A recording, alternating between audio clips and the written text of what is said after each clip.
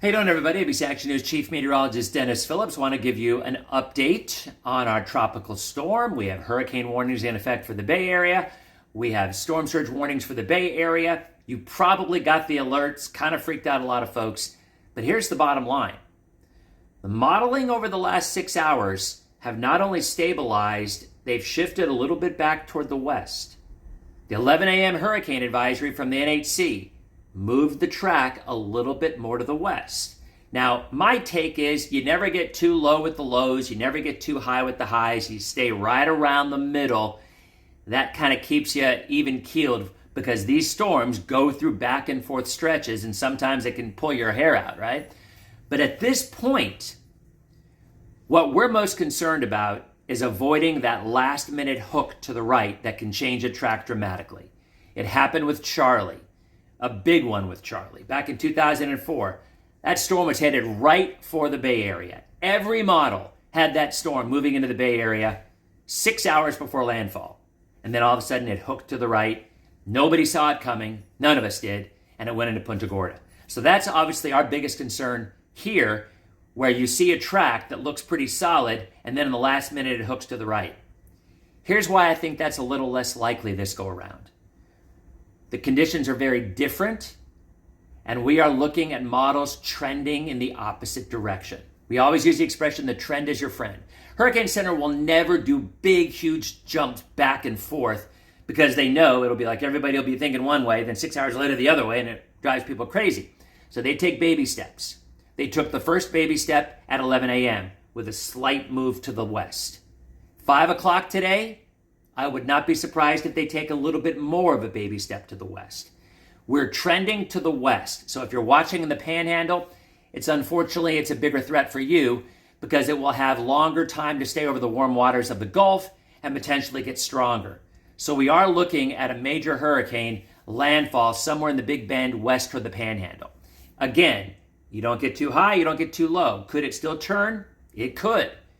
But I'm feeling more comfortable now saying the models are kind of locking in on this kind of a track, and it seems less likely that there will be a sudden jog to the right. And if there is, you're going to have to address it, which is why last night I said, still get your kit and your plan ready.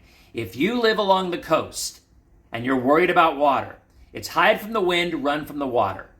Even if you're evacuating, if you live along the coast, you can go in a couple of miles and you'll be okay. You don't have to travel 100 miles out of the way. If you live in the Panhandle, you're looking at water and wind, and that's another animal entirely.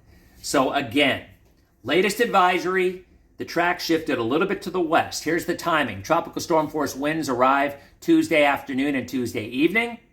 The worst of the wind for the Bay Area will be overnight, Tuesday night into Wednesday around lunchtime, and out of here. Matter of fact, look at that. By 8 o'clock on Wednesday night, this thing will be in Savannah.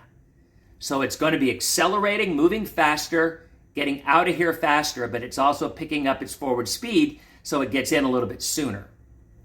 We'll have another update at 5 o'clock when the new advisory comes out. I would not expect much of a change. Hurricane force winds, and I do want to throw this out here. With this storm, I'm anticipating hurricane force winds will extend about 70 miles from the center.